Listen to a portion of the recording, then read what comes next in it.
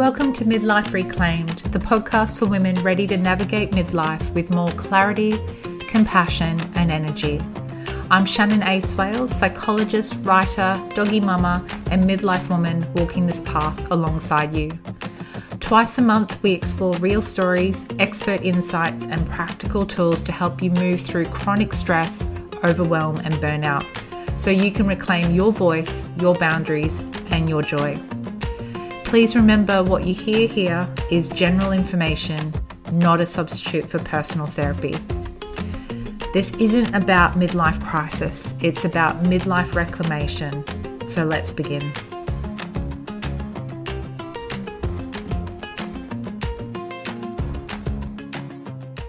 In this episode, I'm joined by Lazz Tomic, or Lazz, a workplace wellbeing and early intervention strategist who's lived both sides of burnout, as the professional advising on wellbeing and as the person whose own system finally shut down. Together we explore what happens when workplace culture itself becomes unwell, when the pace, pressure and values of the system start to clash with our own. Lazz shares how moral injury, value misalignment, and the drive to do more, earn more, quietly erode health and connection, and what it really takes to create workplaces that support both productivity and people. This conversation is an invitation to look beyond self-blame or even system blame and see burnout for what it often is, a cultural and collective issue that needs compassionate change, not individual correction. Hey, Lazz, and welcome to Midlife Reclaimed. It's so wonderful to finally be here and to have this conversation. We've been planning for a while now. Really, thank you, Shannon, for having me on the show. My pleasure, my pleasure. We're going to jump in quick here, Lazz. I suppose my first question, because you're so unique in the sense that you have both a lived experience of burnout and also your profession and work as an occupational health and safety consultant, that you have a very unique perspective on the workplace culture. So first of all, I'd love to hear and for the audience to hear about what you can tell and what you'd like to share about your burnout experience and what that was like for you. Yeah, big one. I'm mindful. It was big one, and it was actually not one burnout experience. It was few in the life and different stages of my life, and I think that as you know from a great experience that you have, and from it is just the various factors that involved this, and it was not only work. It took me a few years to realize that there is something about me, but something about environment, culture, work, society. Like there was kind of a mixture of all the different factors that made me feel kind of burnout. And then I realized that kind of my core values are big part of that. And the last burnout I've had was the kind of this last stage. When you look into stages of burnout, it was bad in a way that my body completely froze. Like my fingers froze, my nervous system was completely out of, like, it was just completely out, and I couldn't move, and I was and this was just the moment I was saying to myself, no, this is like, from this moment I'm gonna start prioritizing my health and well-being over anything else, because I just realized how much I was giving priority to other things in my life over my health and well-being. And the funny thing is, and this is the biggest paradox, like my job was well-being advisor. Like I was working as a health, safety, well-being, a rehab advisor, working for large companies in Victoria and in Melbourne, advising them how to support their people. Yet I just burnt out badly.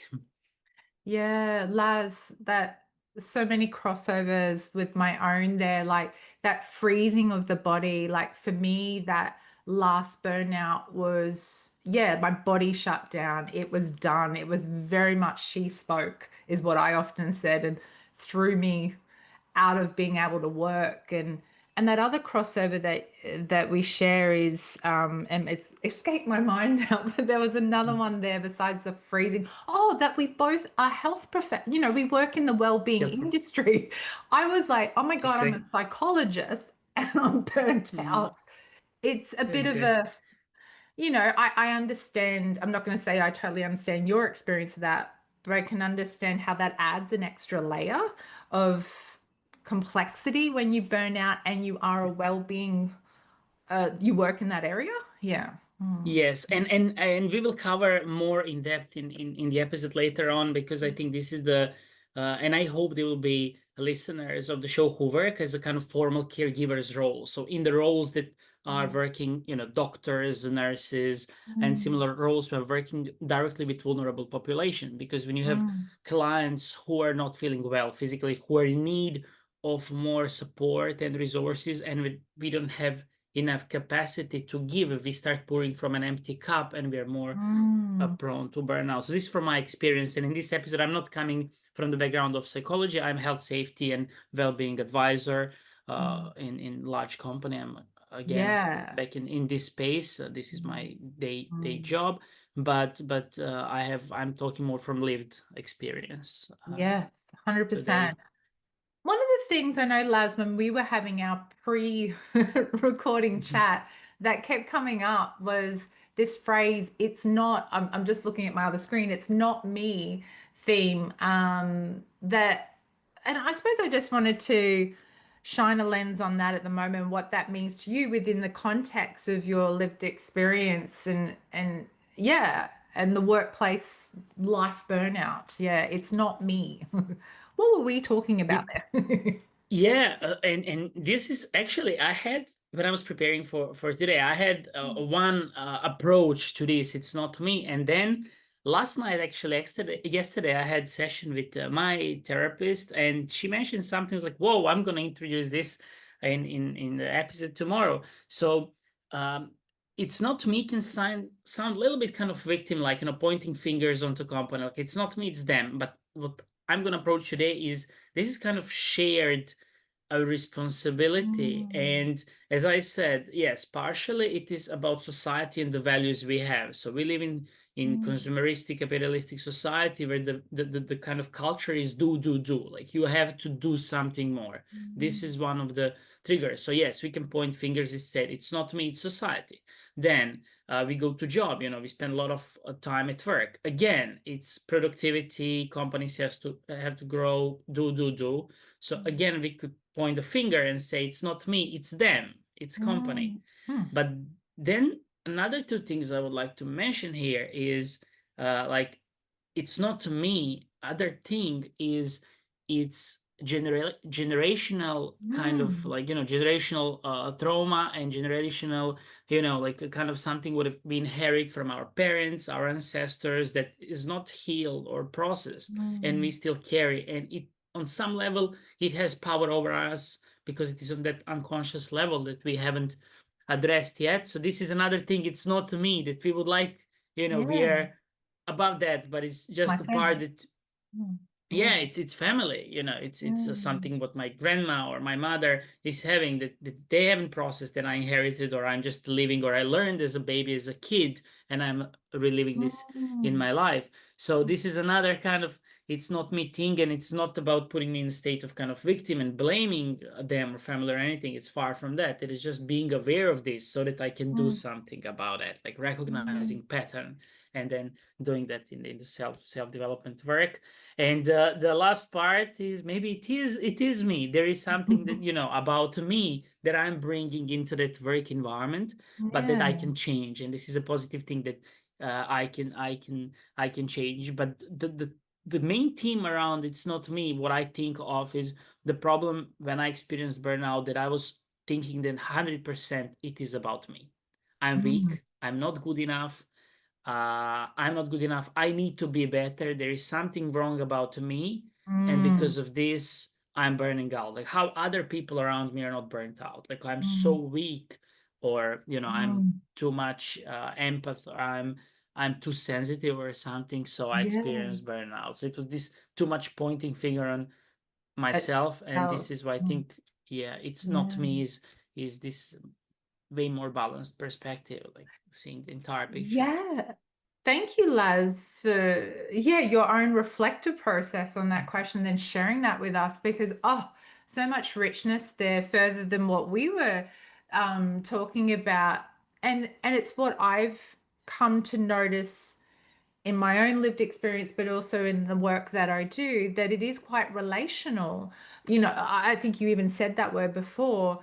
It's a balance often between all of that stuff. And no one, it doesn't help anyone to directly blame, it's them or it's me. Like, even like you said, I did that too. It was all on me. Like, it's like, Hmm. you're the weak one, you're not good enough, and lots of shame, lots of guilt, lots of I've let everybody down. Yeah, the finger was at me. It was all self-blame. But sometimes we can have that outward blame too, because often there is, right, like there are a lot of factors, both individually, but also in all those areas you just mentioned, the workplace, culture, society, family of origin, that will have some sort of play in that burnout. But it the only person who can make change, and you kept coming back, you're like, okay, I can do something about that. What can I do? We have agency. That was just really powerful reflection on the it's not me thing that we were exploring.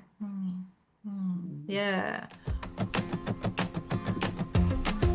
I'm just going to pause here for a moment to share something with you. If you've been listening and thinking, I wish I had a space where I could talk about this with people who truly get it, that's exactly why I created the Midlife Reclaimed community. It's a gentle, real, and supportive space for women navigating midlife. Whether you're facing chronic stress, overwhelm, burnout, or simply wanting to reconnect with yourself. We meet for live, weekly support circles, share reflective prompts, and learn together so you can feel seen, heard, and supported as you reclaim what matters most. You don't have to figure it all out alone. Visit shannonaswales.com/midlife-reclaimed-community to join us. Now let's get back to the episode.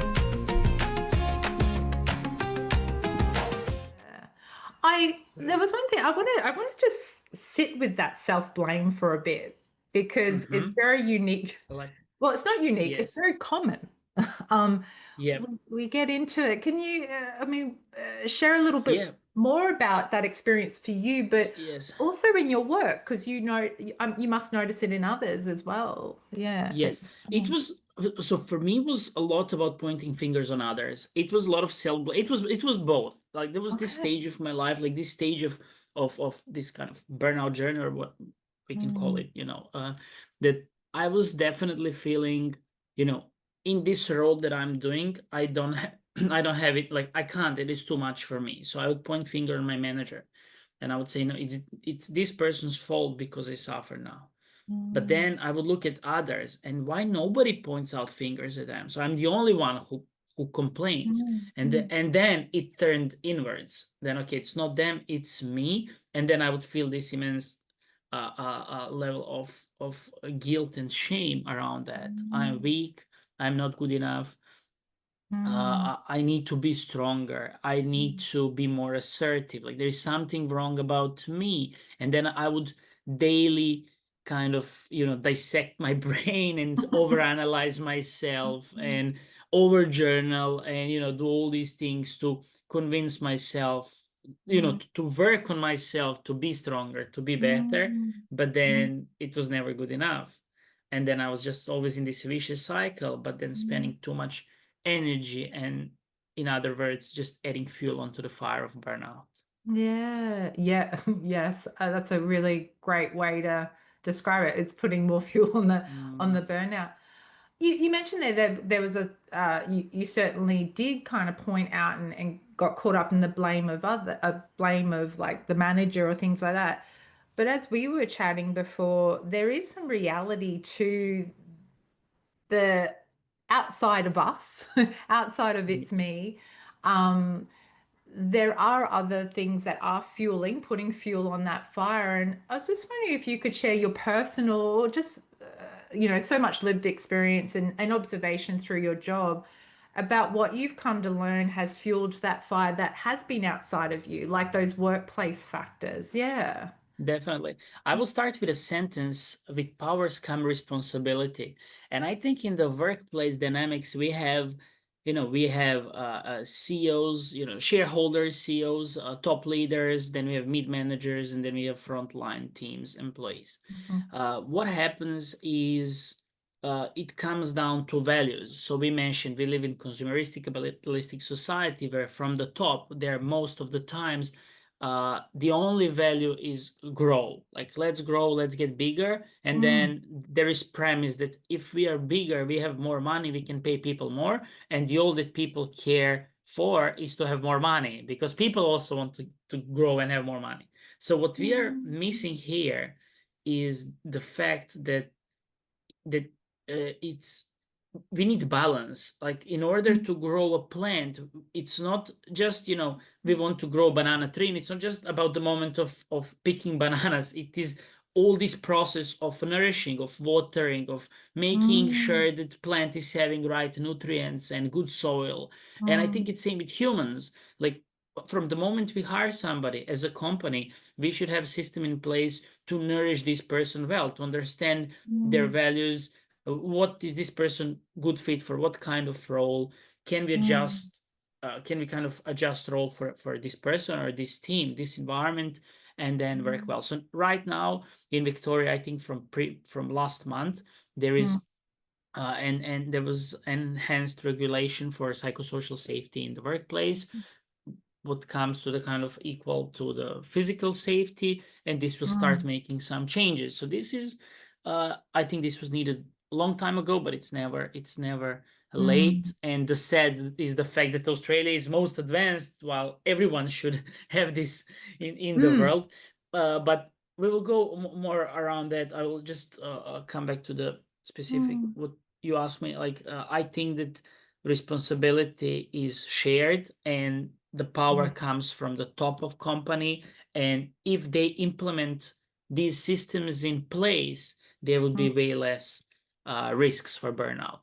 Yeah, yeah. So Causes. really is that like the where I think the quote that you read start off with was around, yeah, with power comes great responsibility. And in a work dynamic, the power is from that top that they have over the frontline staff and all the middle, that it really needs to be from there, that systems in place that help support that growth and the nurturing. I loved the analogy with the plant. It needs, plants need lots of things: water, the right environment, sunlight, soil, and it needs time to grow. It's not going to bear fruit straight away or whatever. It's which is Exactly. that productivity, financial gain, the stuff that often that businesses do focus more on, the money, and individuals do too, but at the detriment to their well-being and the well-being, therefore, of the workforce, the team. Is that, am I And under? exactly. And I would like to give one more metaphor, one more actually real life example, Yeah. using fruit and nature again. So let's use this other example. I have acquaintance of mine who is CEO of large dietetics supplements kind of manufacturer. Mm. Yeah. So he told me that they tested strawberries 10 years ago, and they said that the 6 strawberries 10 years ago had the exactly same amount of nutrients as 1.7 kilos today. Oh God. Mm. So this shows us that in the last 10 years, we developed so much in these kind of pesticides, sprays, and all these things. We wanted more strawberries. In order to get more, we had to spray these weeds and put all these sprays. So Mm. strawberries look more beautiful now. They're shiny. They're all the same color, the Mm. same. But what we lost in these strawberries is nutrients. So it is same with people. Mm. Yes, you get more productive people by giving them more workload and making more pressure on them, but you're doing to people same what we're doing to fruit. And then the Yeah. funny thing is with using this metaphor of nature and fruit we eat, and then these strawberries then we eat, but we don't get enough nutrients, and this affects how it affects our That, health and well-being. And it's the same with broccoli, with fruit, veggies, and all other that's, things. yeah. Uh, Yeah. this is, and then I like to use this example because we can use it for all different areas of life. So what Mm. happened is somebody had idea, it is good to have more. Let's have more strawberries. Let's have more food because there are hungry people in the Mm. world. Okay, in order to make more, we can't do it in a way that we usually did. On farm, in the healthiest soil that Mm. nature has given us in its Mm. natural form. No, we think we will outsmart the nature by making these heavy pesticides and Mm. glyphosate and all these things to kind of get a shortcut. And with this shortcut, we are self kind of damaging our Yeah. own selves. And it is definitely like it is exactly the same in the corporate Mm. space. In the moment when we say let's do, let's grow more, we want more money, we immediately impact negatively workplace culture. So this time Yeah. that we need as human beings to socialize and connect, this is not Mm. that we need only outside of work. We need in the workplace context because we spend Mm. so much time there. I if I get up like maybe 7:30, 8 a.m., get shower, get ready Mm. for job. So this is time for work. This is not time for my family or time Mm. for myself or to do hobbies. It is preparing for work, then going to Mhm. job, then coming back, then shower after work or something, like whatever you need to Mm. do after. This is all work time. Like it's minimum 10, 11, 12 hours a day is Mm. dedicated towards work. Then if I sleep for Mm. 7, 8 hours or 6, whatever, I have only 3, 4 hours left for my life. Mm. So this philosophy of job is job, private life is personal life doesn't make sense for me. Like, no, Mm. you spend more time. I spend more time with my colleagues than I do with my partner, with my Mm. family, with Mm. other people than that I have for my hobbies. So Mm. the reason, the motivation for me to do this job in well-being space that I do is this vision that we can make joy of in the workplace. Like we Mm. can have a job that gives us joy, but the biggest enemy in this process is this what we talk about. And again, I'm Mm. not trying to point finger, it is several factors involved. Yeah. But one of these enemies that is this our belief, Lo- let's grow, we need more, Yeah. and I'm adding fuel on the fire in that as well. I want to, Yeah. this is funny thing, like I want to work with more companies to work on educational programs for more people about Yeah. how to prevent things. I'm like, oh my god, I'm falling into the same trap as as Yeah, this guy. it's so well, I think it's so easy to mirror mirror the energy, because you're inspired and you're driving towards the things that you want, and then you're in a workplace that has that kind of culture or has the culture of some of my clients call it the do, the go, the which is sucking the nutrients out of us because we are creatures that need, just like our plants need all those nutrients. We need, you gave the example of some social time. We spend a lot of time at work. We are social creatures, Mhm. some more than others, but we need that in order to help support. But with this do, go kind of culture, it takes away all those things because that's a minute or 2 minutes you could be working at your desk doing whatever that is productive. They don't see that 4 minute chit chat in the 4 minutes, I don't know why, chit chat in the tea room Yeah. as productive, but it's part of what helps you grow. It helps you, but not as fast as this culture, current workplace culture, not everywhere, but pretty rife, does. Hey, yeah, it sucks the nutrients and out. and this is and this is what is missing ingredient in this is this.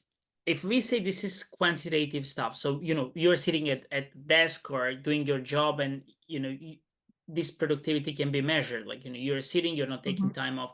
But then there is qualitative aspects as well, which Mm. is, let's assume a restaurant is a good example. I've worked in one Mm. restaurant where Yeah. owner said, okay, this chair is worth $30, for example. So if we have 20 chairs tonight with people sitting in them, this is $600. This is what we earn. We pay, we pay chef, we pay blah, blah, and we have some earning.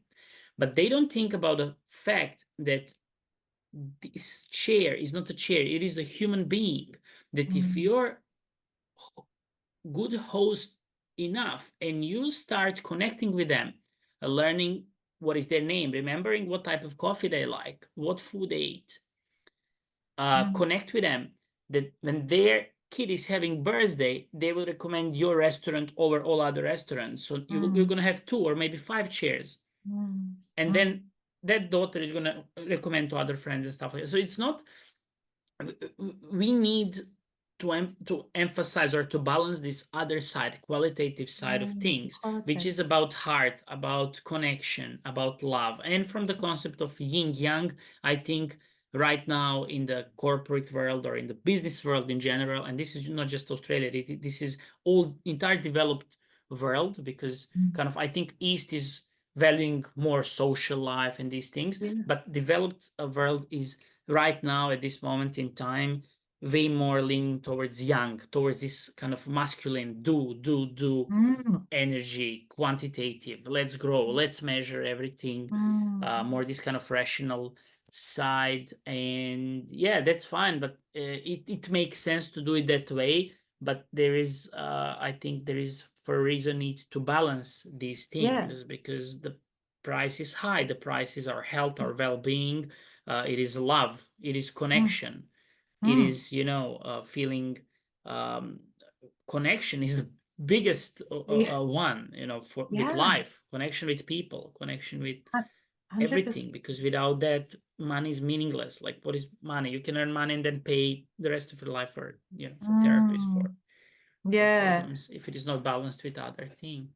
100%. And the whole yeah, so much richness there, but I was sitting with the yin and yang, we need both that masculine energy, but also the feminine energy, or that, we need both. There's always two sides, right? There's always opposites. And when we are too heavy on one side, the costs are going to be high. And then too heavy on the other side, the costs would be high too. We need that yin and yang. We need that balance. But what we're seeing is that very masculine energy, go, go, go, do, sacrifice, all those things that make us human, and human needs like connection, love, like I said, all those things. Yeah. Hmm. And Shannon, I would like to add something. We live in beautiful times because we have clear example, and just in the last 50 years of both spectrums.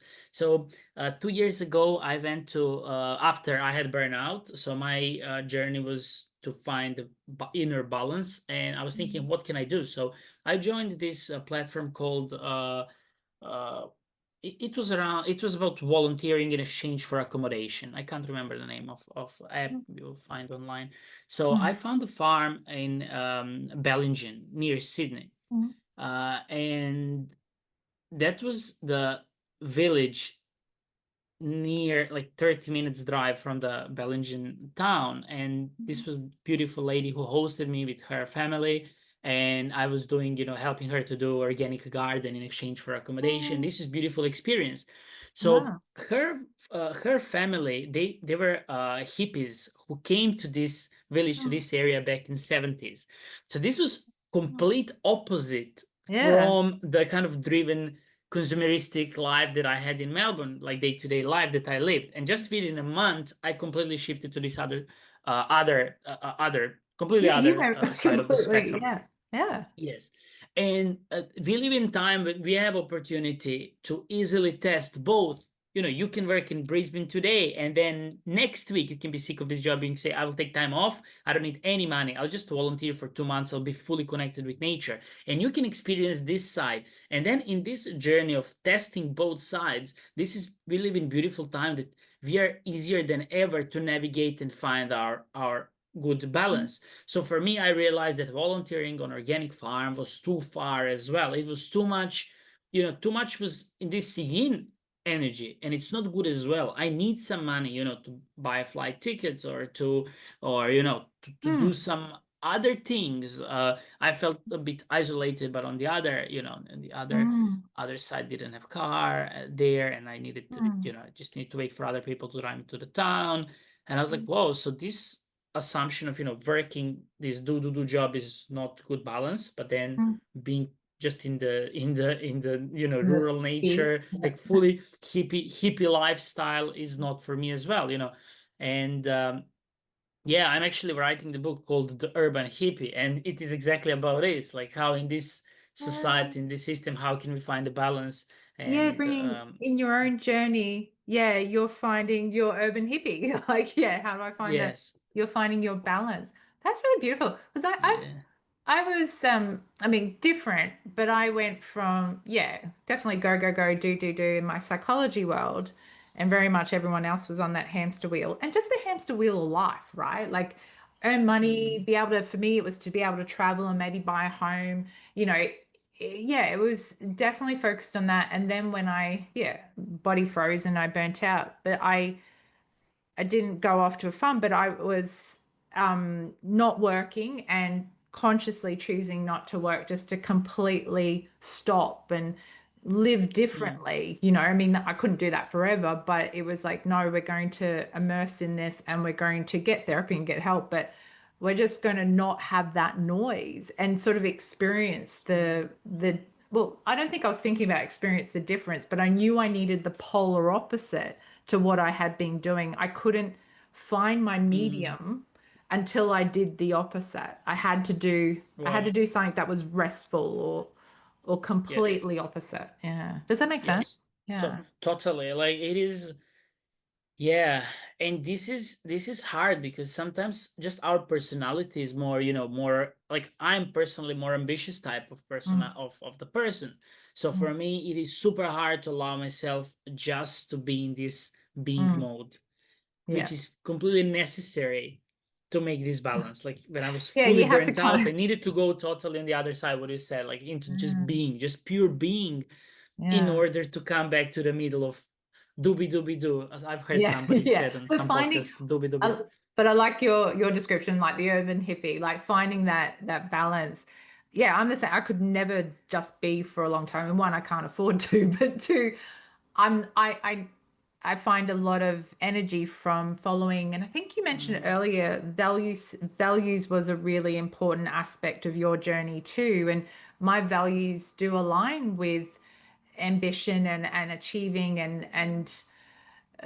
like activity. Not, I don't align with the whole do thing anymore, but action. I am an action person. I don't know if that makes yes. sense, but the value stuff you were Okay. mentioning that, and I think that's Core values. mm, Yeah, and it's just not just the values, but the core values. And I think this is something what um, greatly contributed to my burnout mm, when I compromised my core values, what I think is not a smart mm, move. I, mm, I from my experience, everyone, even therapists, when they said, you can, just do it for some time or do this, do that, and then I feel no, I'm just getting so far from my authentic, for my, from something that mm, I was born with, and I live my entire life with. Like, and for example, for me, one of core values is care, like mm, caring for others. Like it is in this kind of mm, space, and to work in environment where I feel that nobody cares, that people are just a number. Health and safety is not mm, about actual health and safety, it is about meeting mm, compliance and you know ensuring that government isn't gonna give you fines. mm. This was far from my values. you know Yeah, um, yeah. I worked in insurance at some point of my career Mm, as a kind of case manager for people who are sick. So my intention was to work there in order to serve these people, to help mm, them, support them in some way. But this job was mostly about being administration, like, being admin, and then telling to people that, we're not going to pay them because, I don't know, for some reason, and these people are in very vulnerable stages of their yeah, life. And I know some claims just you can't pay everything. Companies need yeah. to assess what they can and they can't pay. But just the systems are so just not optimized good to Mm. support these vulnerable people. And Yeah. then if you have core value of care, of service, and you work Mm. in these broken systems, this is a recipe for burnout. So it is 100%. important.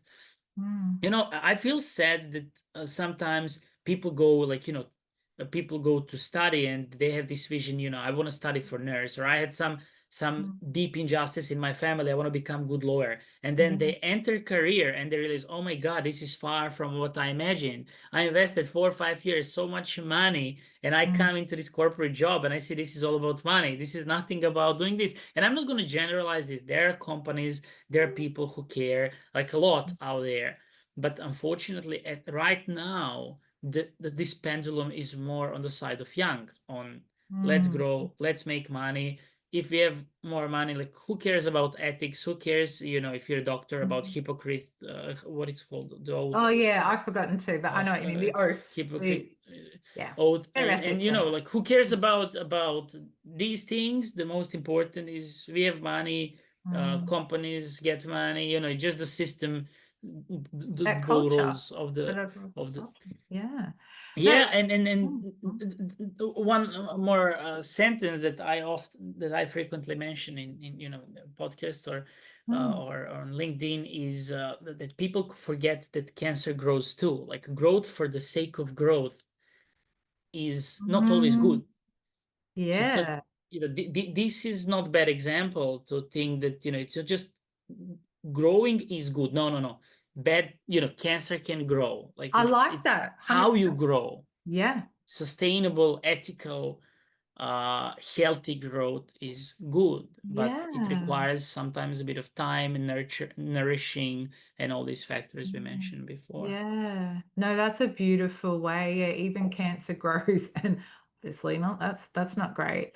That Mm, and a lot of us I love that input around the values and getting into it and then we get into it, we do all that training, we get into it, and the actual system is not aligned with those values. It's broken. And I that example with doctors, and I'm just generalizing here, but that I know a lot of health professionals anyway, like working with certain systems, they're feeling very burnt out, very fatigued, compassion mm, wise.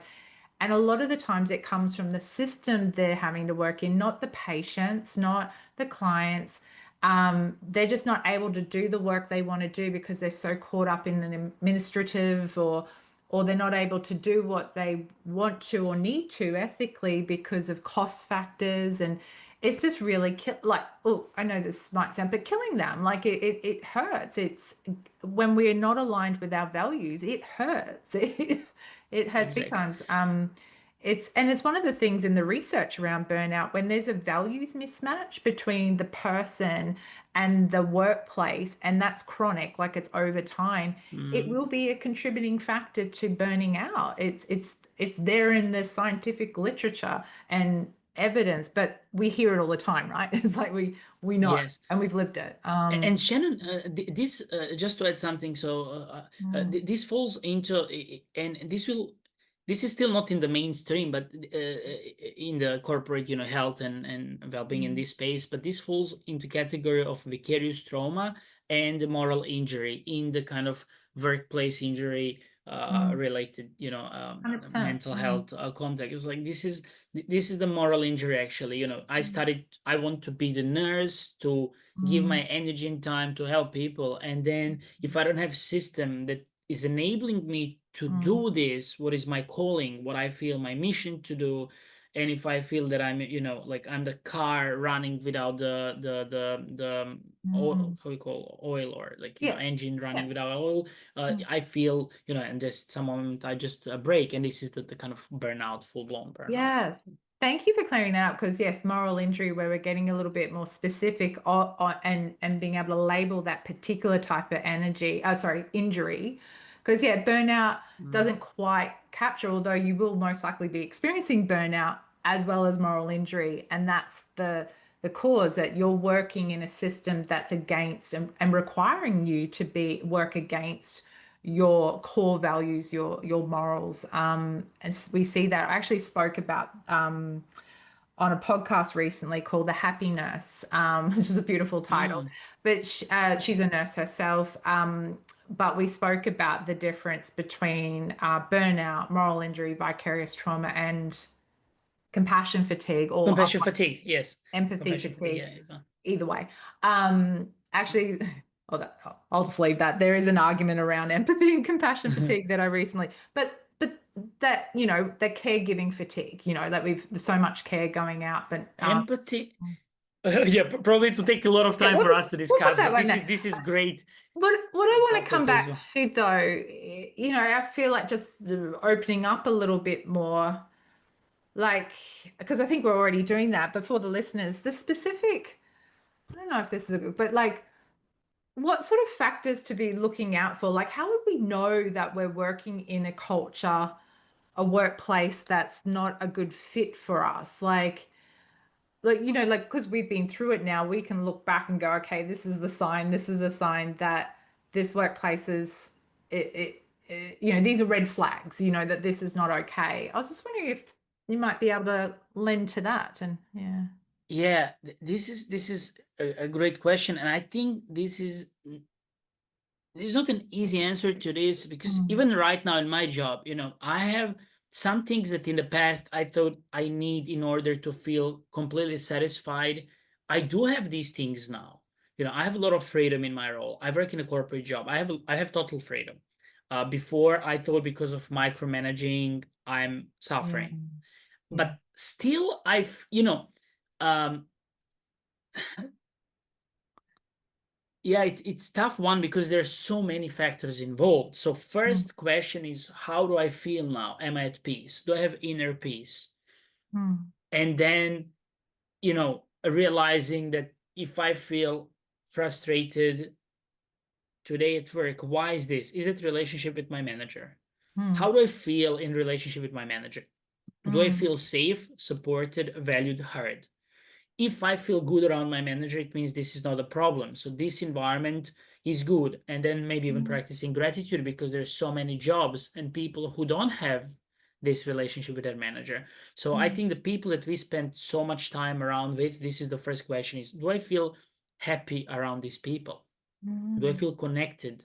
mm, Do I feel happy? Do they put smile on my face? Do I mm, feel calm and peace? Or I'm afraid that somebody's gonna backstab me in order to get promotion, or mm, manager is gonna overload me with a workload, and I don't have ability to be assertive and put a boundary to it. So I think first thing is people and environment, and then mm, is about understanding of course, seeing how much time am I spending if it is office work, like is a reasonable time or I'm overworking? Am I mm, available outside of work or no? So do I, when I get out of mm, office, am I kind of do I forget job or I still think about job? If I still think about it, something is wrong. And then I think mm, what is needed a lot is more of this self-inquiry, like constantly asking oneself, like every day, morning and evening, what was today, you know, was I happy? Was I in peace? Do I love what I do? And if no, just realizing what is the area of work. Is it too much workload? Is it mm, relationship with the people? Is it the values of company? Am I aligned with values of company? Is the purpose of company or what they're doing aligned with me? There is a lot mm, of people who are driven by material values. They want more money in order to get something. Company wants the same. This is great fit for me. I want to spend here next 20, 30 years. People who want to get promoted or people who want to become CEOs or to mm, get up in this hierarchy in this company, and this is the good, but then they have to figure out how to get there. So am I happy mm, with how company gives me this career map mm, and progress? Maybe I'm mm, working for 6 years here and I haven't moved from my position, but I want, so I suffer profoundly every day. Then I need to look for other job. So I think it is about self-inquiry and understanding which of these areas: interpersonal relationships, then the work itself. Do I like the nature of tasks that I'm doing? And is it manageable or it is too mm, much or too little for me? Too little is not good as well because I'm bored mm, all the time and I don't feel productive and I'm contributing 100%. to something. And then realizing the purpose. So if I stay in this company for the next 30 years, or the other question is, if I'm 80, would I regret for the amount of time I spent in this environment? And then I think based on these answers, making the next step. And I know this is the most difficult, that probably a lot of people, including myself, would be asking is, okay, man, I want to change my job, but I don't have money. I have to pay rent. I have all these things. How am I going to do that? And I think in this moment, it is about, if you have really bad burnout, then, you need, say what I did, like, you go on the farm, get the dole, and just survive until you feel better to get the new proper job. Or the other option is, you just have a plan in place, work a lot on self-care, like, try to force yourself, not to force, but to compassionately put yourself into a more yin states, into more Or get the help frequently. to do that if you need the help. Or get Shannon, get the help of Because it's hard. It's psychologists. hard to do that stuff, right? Like this isn't easy stuff. We've both, had therapists and but sorry, keep going. I was just like, yep, It is. help. I think that's it. We need help. It is super hard to get alone. Like, I wished if I could go back in time at the start of my career, I wish I had a mentor and psychotherapist for mental hygiene from the day one. Yeah. If I've had it from day one, I think, there are moments when I went a bit far. I got lost just because I didn't have somebody who got through that to give me a direction, to just hold me for the hand. Because, about growing, we grow entire life. Like, it's forever we're growing up. Yeah. And then, it's not just kids who are growing. It's not just you're 10 and you need to become, adult. No, if you're 25 or 30, you are always growing on some level, and we need always some mentor. In Australia, I was part of Mankind Project, which is a group of it is a community of men, and there is a system in place that we're helping each other become a better human, better man, learning how to be more grounded, how to be more assertive, to be supportive for people, how to be better brother, father, man. And I think, yeah, I'm highly recommending these type of circles and communities to everyone. There is women circles as well. Yeah, that's why I created Midlife Reclaimed community. It's basically an online circle. We meet weekly, and because we need these spaces where we feel we can be heard, be seen, share, learn, grow, but in a nurturing way, like coming back full circle to the plant. And it's these spaces, and I just want to come back with what you shared too with the workplace, that it comes back to what you're saying. There's that self-reflection, or that self-inquiry. Self-inquiry, pretty thank much. you. Yeah.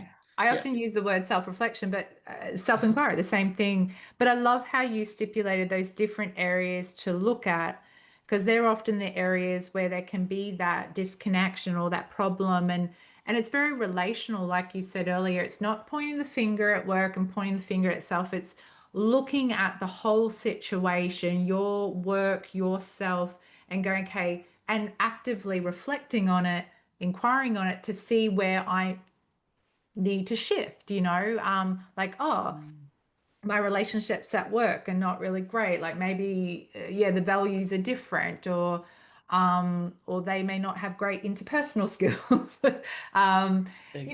It can help you then make shifts and changes. And that was I just found that really enlightening in how you shared a way in which to do that.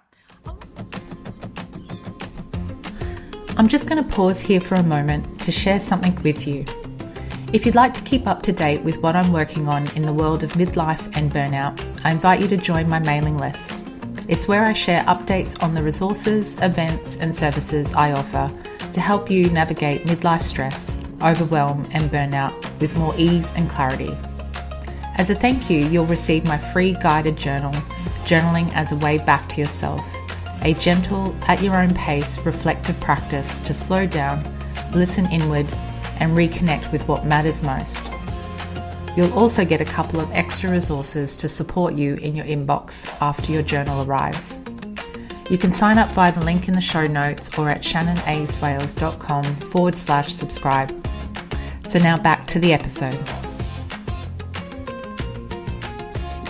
I want to come back. I feel like I call it backtracking a little bit, but I feel like it's important. You mentioned it earlier and said that you wouldn't mind to speak to that a little bit later. The psychosocial safety, because it's a new thing, a newish thing in Australia and for the world, because like you said, Australia is leading Yeah, it. It's a real shame it hasn't been earlier, but let's be grateful it's happening.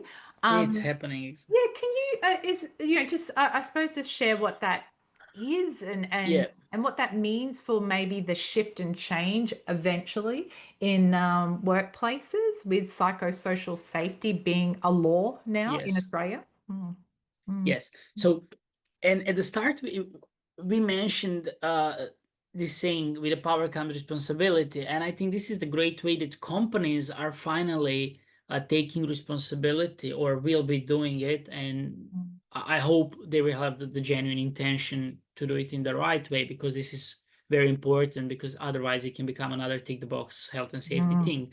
And this can be tricky and dangerous. But if they have the genuine intention and they say, okay, guys, we know that we have 10% of people on work cover claims because they have mental health challenges, work related or non-work related. We know that people are less productive, that people are just not feeling good, our culture is affected, there are some challenges, we want to do something about that. So this is kind of first step. Company has to realize, HR, health and safety people, executives, they have to make a choice that they want to do something, or mm, other options they'll be forced now by the government.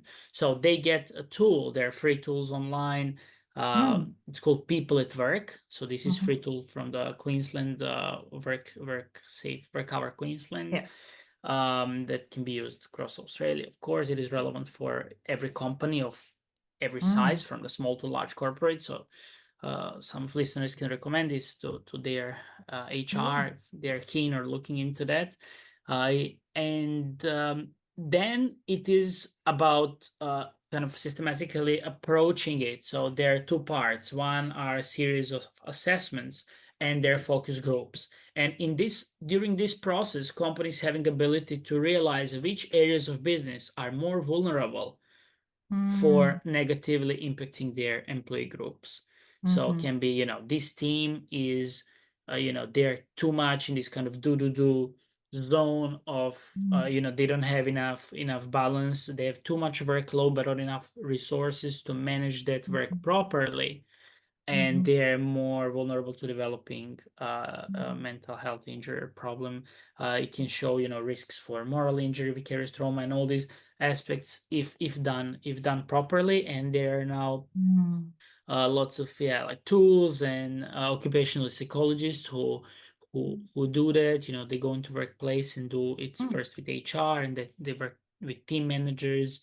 What I found as the biggest gap and opportunity, and something what will change. By the way, I work for the company that is kind of one of the biggest HR consultancies in the world, and a mm, company where I work does every year reports and studies about the mm, top needs of HR. So right now, last year was 17th on the list, and this year is number one, about investing in mid managers. So companies realize that middle management is the kind of backbone of the business, because they have power over people, but then they have too much pressures from the top. So their position is to balance between needs of business and needs of their people, and they have mm, pressures from both sides. So mm, now the intention of businesses, especially this year, and this will be very active in the future, is to strengthen these people. So let's mm. think of so in nursing, because you mentioned nursing as Working. a Yeah. highest risk role for vicarious trauma, moral injury, Bullying. burnout, mental health injuries, like a nurse manager who is Mm, managing the floor of hospital, for example, mm, is the one who is at highest risk there Mm, because of pressures and KPIs from one side, and then they're always understaffed, so they have to cover for the people. mm, And then these type of psychosocial safety assessments can show exactly what is the problem, what is needed, mhm, and this can be given then to executives to invest more in people, or do yeah, something about that, or streamline some processes and systems, reduce admin work, or maybe mm, just decide to sacrifice. And this is the big challenge with this kind of do and always grow thing is, sometimes companies need to sacrifice sacrifice. And I know this is for them, it's mm, it's big red flag if I would say this to companies. mhm, But sometimes, in order to be able to retain your talents, the mm, people who are really good, who dedicated so many years of their life, so mm, much energy for you to grow, to bring you here where you are now. You mm, need sometimes to sacrifice business and say, hey, we're not going to take new jobs now until we bring this into balance. Like, until we hire more nurses or something, we will say there is no enough room, we don't have available beds here for new patients, they can go to other hospital.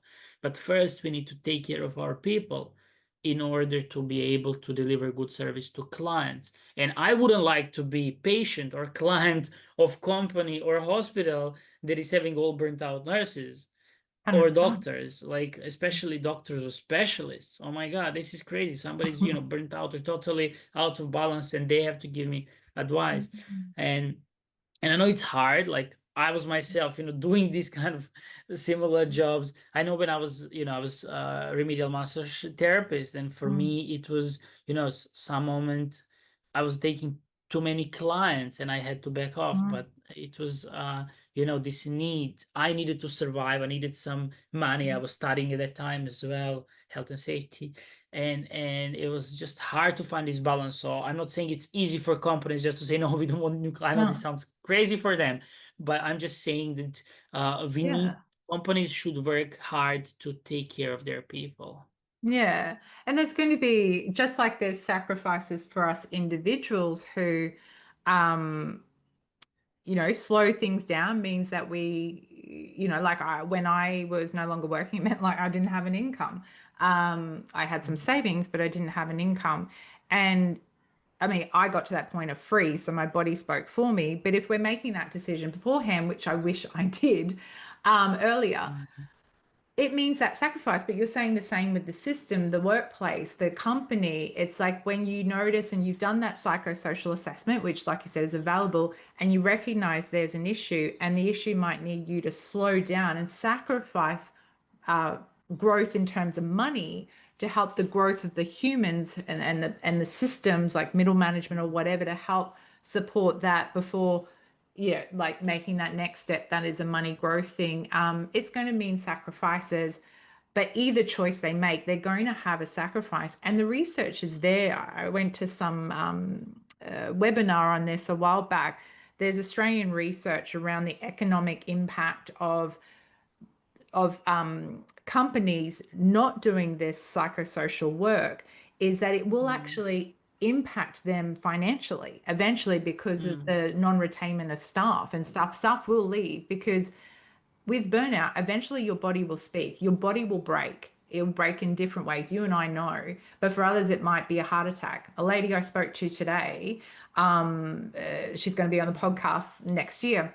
Mm. Her back spoke. Her back, she could not move. She had no Mm. in, there was no acute fall or anything like that, or a Uh, problem with her back previously. I think there was a minor one, but she literally had her body spasming. So it speaks. You will eventually, and these people work for you. Like if you're a company, and if they can't work, you're going to lose money anyway. So invest. Oh, I get angry. Invest people. And now Invest in you're people. legally, well, in Australia, you're legally required to do that. I mean, psychosocial safety is, like you said, think you said it earlier, that safeness that Exactly. you can feel safe enough in that social environment, and your mental health, your emotional health is safe enough within that work environment factors. And they're Yeah. required now. Yeah. Yeah, it's And big. I think, and well said, Shannon, and I think if we talk about the kind of root level of all these problems in the workplace context, I think there is a lack of trust. Oh, Trust between people and between, between employees, like frontline employees, mid managers, and the top. This is the big problem because what is happening?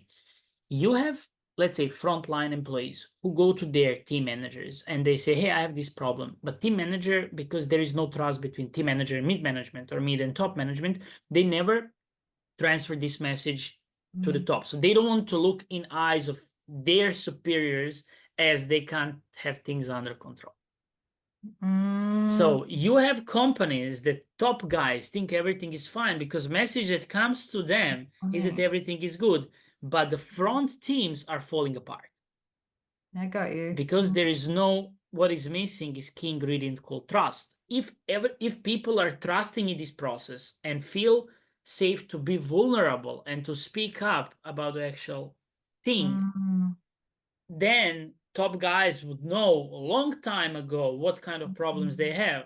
They would know truth why people are going, why people, that people could mm, have been more mm, productive, why they have increased health insurance and work cover premiums every year so much. But they don't mm. know that because they've been told that everything is fine, everything is under Yeah. control, and somehow they don't, and I'm not blaming anyone here. I'm just saying this is the nature of the Yeah. problem, this kind of distrust in this corporate setting where there is so much competitiveness. Yeah. Well, it sounds uh, like it's a there's a lack of trust because there's actions that denote untrustworthiness. Like how can you try like if management is not delivering that message and getting the help that the front line needs, then of course the front line's not going to trust in that manager, middle management. And and what you were saying earlier, that often it's the middle management that is needing help. Sometimes they don't have the resources to be able to be okay with being able to share that information to their superiors without feeling it's going to damage their reputation. Like it's almost like they need I might be getting this wrong, but the yin energy, like like they need it always comes down to that. It comes actually, this is at the root level, come down to needing more yin. Why? Because, and this is called perverse incentives. Like you incentivize, you reward somebody. Like if somebody backstab colleague and get promoted, they get rewarded for this. yeah, They show they're good, they're ambitious. So everything what you do, anything what you do in this yang space, you get rewarded for, and yeah, what you in do this in current yin, culture, you yeah, get in current culture. yeah, Everything you do pushed. yin, you Mm, get punished about it. If you yeah, think about it, if yes, I go to the I don't know, we had this ambulance room, and just a bed, and some, if somebody's not feeling good, and then I would go for my lunch break, maybe 20 minutes, or during the work I would have 15 minutes just to relax my nervous system, to meditate or something. And people made kind of fun of me. They're like, oh, Laz, did you go again today? So everything what is about calming myself down is seen as a weakness. yeah, yes. And I wasn't promoted in that. That was my first insurance job. And I Mm. wasn't promoted because I was seen as somebody, who need more rest, need more, I'm not strong enough or Yes, where something. And ugh, like yes, yeah, that whole yeah, it's such a cultural issue, isn't it? And the culture needs to shift, and that place for yang and yin and the balance has been out for too long from a workplace cultural perspective. And it sounds like particularly in the culture, corporate world, because I think about in psychology world it's less like that because one it's female dominated, so a lot of feminine energy, but also because of what we do as well. However, the tricky thing, so usually on the like the work that I've done in private practices, I've always felt there's very much that inclusive, those soft skills as they often get called, and very much encouraged and supported. But then we work in systems like Medicare, NDIS, insurance, where they're more that, yeah, it's all about not necessarily the focus on what it should be, which is the caring and facilitating the care of the most vulnerable in our public who can access those systems. Those systems Mhm. are usually, yeah, full of that, yeah, yang, and we have to work within them. Mhm. So that's what I discovered later was part of my burnout, when I looked at that wider lens. That, oh, because I mean, I still work in those systems, but I found a way to work with Mhm. that relationally, because I don't have power over that, but I have got advocacy. But yeah, anyway, it's tricky. It's tricky. Hey, Laz, I am so mindful, and we can, of course, talk forever. And maybe I need you back on the pod someday. But I just wanted to, I have a couple more questions. One question, Uh-huh. and you've already really spoken to the person out there, you know, in terms of what they can do. And, but I just wanted to give more weight to that. If there's someone listening, midlife woman, whoever, man, person who is finding, you know, they're listening and going, holy crap, yes, yes, yes, I'm in one of these cultures. Oh my God.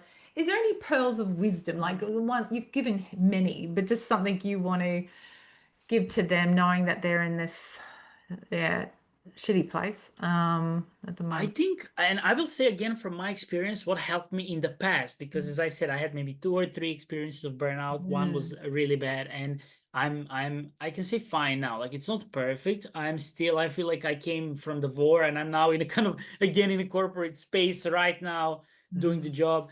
But I think first thing is all these experiences of kind of disbalance and burnout that happened to me. It made me become more resilient and wise on how to navigate this environment now. mm, So I don't, first thing is seeing that it is not a bad thing. I yeah. think this is the first thing. Like it's not burnout is necessarily evil, bad, dark No. thing. No, no, it is, I learned so much about me by going to lots of Mm, these extremes to find the center. And I'm doing now, you know, really good, like kind of I can't imagine better position that I have in the corporate setting, and I'm really confident when I approach to directors, managers, suggest things, um, more confident, and nothing would happen if I wouldn't haven't been in this situation. So this is the first thing, just trusting that sometime in the future I will feel good, confident in whatever I do. Either I stay in the same job and I overcome the burnout and heal and come back, or do similar, I'll be stronger and more resilient. mm, uh Another thing is in these moments, just surrendering to these kind of yin practices more, like having a therapist, uh, uh doing circles, what you said, like groups, mm, community, that you can feel that you can, it's very mm, important to resonate with someone who is going through the same thing, seeing that I'm not alone in this, it's not me. Theme mm, of mm. the Yeah, episode, yeah, really, it's yeah. it's not it's not me. Like there is, other people are going through same, it's not us. And can we be stronger together to deal with this kind of beast called burnout, or called disbalance in society? Like can we find a little, and I think is, like in a war, there is out there, yes, there is this balance, there is do mindset, culture in companies and in society, but can I create my own little village of Mm, my community, mm. of Love that. people and of my inner community? And some people, are trusting in God or universe or spirituality or whatever gives you peace. And then can Mm, I nurture this? Can this become from today my sacred space that I daily nourish and nurture? And I mm, think that's it pretty much. Like trusting love- that this is not bad, I'll be fine sometime in the future. And the other part is from this moment, uh, what is the level up from where I'm at this moment, that I can live more, that I can nourish, first discover what is sacred moments for me, people, mm, moments, experiences, and how can I water it more, nourish it more, mm. I- I- just uh, yeah. uh, uh, or from psychology, this kind of inner child, how Mm, can I give more love to that mm, younger me? What does she or he want? mm, And is it running, or is it just sleeping more and just not mm, feeling guilty about that? And I think when we know that it is not about us, it's not my fault, we feel less guilty to do more yin practices. Um, 100%. That's why it was so important for me to have you on the pod. So glad you reached out because I think understanding the culture in which we live in and also work in can help us understand or break away from that inner pointing, it's me, to then look at more this relational, how I'm relating. And I love what you shouted, or not shouted out, but gave out there to the listeners, that creating your own, like, I'm like, oh, creating your own little culture, your own little cosmos is what I'm thinking of. And I'm like, oh, that is so what I've done. Because I still, like I said, work in those systems, you do. And I still live in a world that is do, do, do. You jump on social media and blah. I'm still in that, but what I've created mm, and the people I connect with, and I'm doing a lot more of that, and just how I connect with myself, like my I often call it more my inner vulnerable self. Like there is this more yin, yeah, that comes into that to balance out the yang. Like I just loved that. it's needed. Mm. It's 100%. needed so much, and it is impossible. Um, in ideal world, we would have this at work, in society. Everywhere. It would be everywhere around, and we would have this balanced kind of Mm. life. I think, I went. Probably a lot of listeners went to Bali at some moment, and I was there, 4 or 5 times. It would be or retreats, or I go, with friends Yeah. or on my own, and that's where I felt just this energy of more balance or Mm. more yin energy, that people, I go to this small village and then 10 of them sit together, so you have community, cousins, and people Mm. sit there, they play there, I don't know, bamboo, they Mm. don't have money, but they're happy. And then I fly Mm. 5, 6 hours to Melbourne, and I see first guy at the airport, like kind of miserable in the suit, coming from some meeting from Sydney or something, who is filthy rich probably, but just it's not in balance. Like I could feel this, nobody need to tell me this, that just 10 Yeah. hours ago I saw somebody who doesn't have any Mm. money, is in peace, like in Mm. peace Mm. with themselves, and Yeah. then somebody who is super rich is not. And just this shows me that that we live in this, that I can't expect from the company or CEO to do Mm. anything. I need to find on my own for myself, Mm. and to hope or to work towards finding community of people who Yeah. resonate with this message, and just to do things in this space, to read books about this, not about how to grow a Mm. career, blah blah, like less do, at least in this stage of my life, if I feel burnt out. Yeah. Or or some people are in stages of life where they feel they have been for too long in yin state, and now want to be more active, be more Yeah. productive, grow career and things like this. And this Mm. is fine. There is other set of It's steps to they're do both, it. yeah, they're both necessary, right? It's not like one's bad, one's Yeah. good. It's just the fact that there's an imbalance just with modern day culture and society in this. Hey, Laz, I'm sure with people listening in today that they'll want to be knowing, hey, how can we connect with you? Can we connect with you?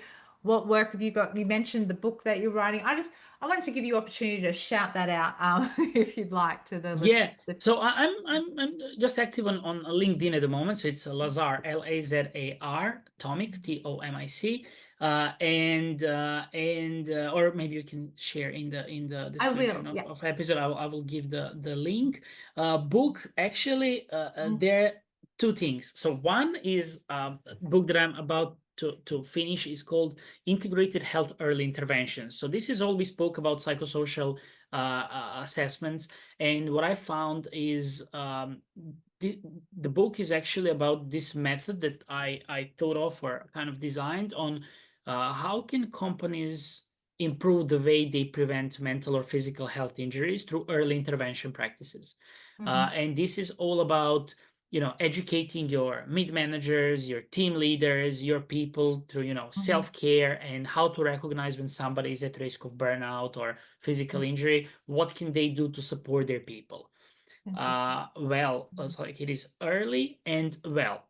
And this is the first book that I'm kind of finishing, and then I will, I'll make the little kind of parts of that I'll put on LinkedIn as a post. And the idea is to educate HR, OHS communities on how to improve the culture of health, safety, and well-being from kind of tick the box or webinar type into more proactive intervention type. And some companies do that, but it's very few of them. And I think it's needed much more in order to give stronger support to people who are falling through the cracks of this disbalanced system, if it is disbalanced. And the other book was for people who are is intention of other book is for the people who are just feel that they want to quit corporate job or this kind of 9 to 5 job and want to look some other for the balance outside of that. And it's called Urban Hippie, I mentioned.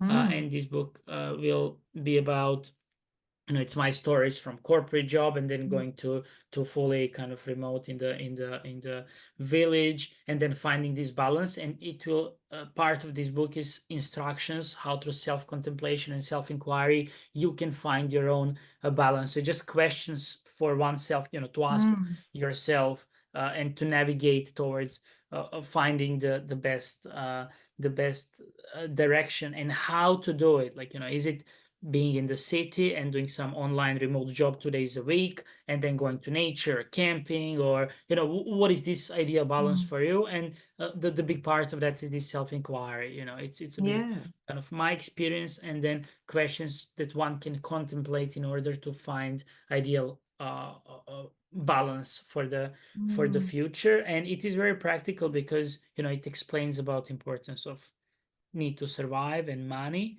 but then also part is about minimalistic lifestyle, how the things that we actually value in life are not there is this saying, it's not something about it's not the house but home, it's not the it's not money but wealth, but all these things. Like, it is understanding that the real things we want are not about having more money.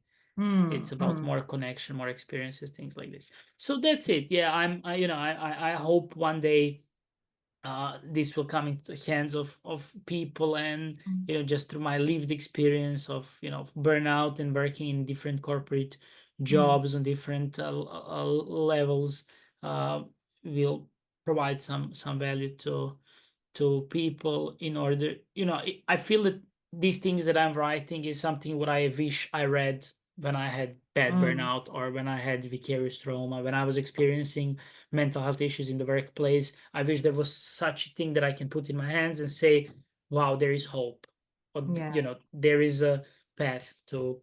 I wish there was your podcast back then, like 10 years ago as well. Oh, look, I'll be certainly a person, particularly the urban hippie. I think definitely I want to jump on that, but I think the value in that other book would be really awesome too. Lazz, I just want to thank you from the absolute, I always say bottom of my heart, but my whole heart for coming on and being so candid about your own lived experience and all the wisdom you've gained from it, in hope that will, and it will surely will help others out there from this perspective of, culture and how that all influences. So I just want to say thank you very much. Thank you, Shannon. I'm really, first thing, I'm pleased and grateful and happy that to see that podcast that you do, and I know how important it is. I know how many people struggle.